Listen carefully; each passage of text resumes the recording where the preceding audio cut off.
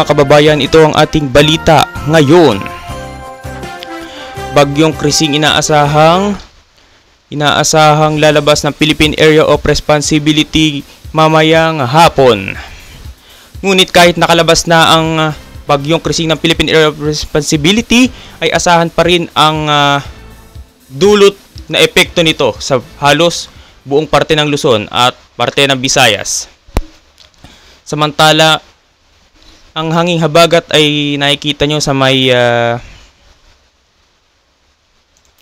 nakikita nyo dito sa gilid ng Pilipinas sa may west. Yan ay nasa West Philippine Sea, at yan ang nagiging dahilan ng pag-ulan dito sa ating bansa kahit malayo, medyo malayo na ito. Dahil pinalalakas ng Bagyong Krising ang hanging habagat na siyang narito. Hinahatak niya. Kaya kung makikita nyo, ang epekto sa atin dito ay pabugso-bugsong pag-ulan at hangin na malakas bigla. At yan ang ating ngayon. So, ang mga makakaranas ng mga pag-ulan at pabugso-bugsong hangin ay halos nasa parte ng Luzon. At yan, pati parte ng Palawan at Visayas ay makaka rin ito, experience ng epekto. Yung sa Mindanao naman ay siguro mga ambon-ambon lang, wala. Hindi sila naapektuhan nito sapagkat malayo na ito. At kung makikita nyo nga dito sa ating video ay talagang malakas itong dulot ng Bagyong Krising.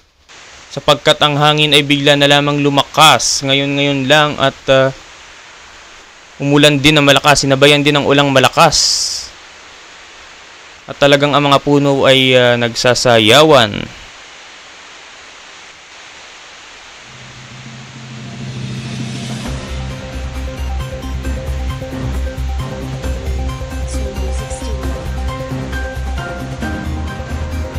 Makikita nyo nga dito ay yung puno ay bumagsak. Puno ng saging yan dyan sa may baba. Sa lakas ng hangin yan, mga kaibigan. At dito naman makikita nyo, tumila ang ulan. Ngunit lalong lumakas ang pag-ihip ng hangin.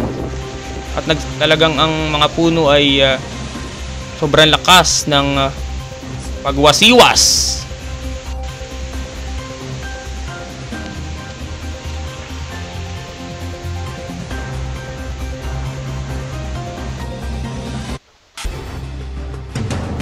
At nakita nyo ang epekto ng Bagyong Krising na pinalalakas ang hanging habagat ngayon.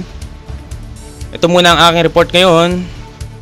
Stay safe tayo, mga kaibigan, at laging mag-iingat sa panahon ng kalamidad at may bagyo. Kung hanggat maaari ay mag-stay lang tayo sa bahay, and lagi tayo mag-pray. Yan lamang ang ating balita ngayon, mga kaibigan.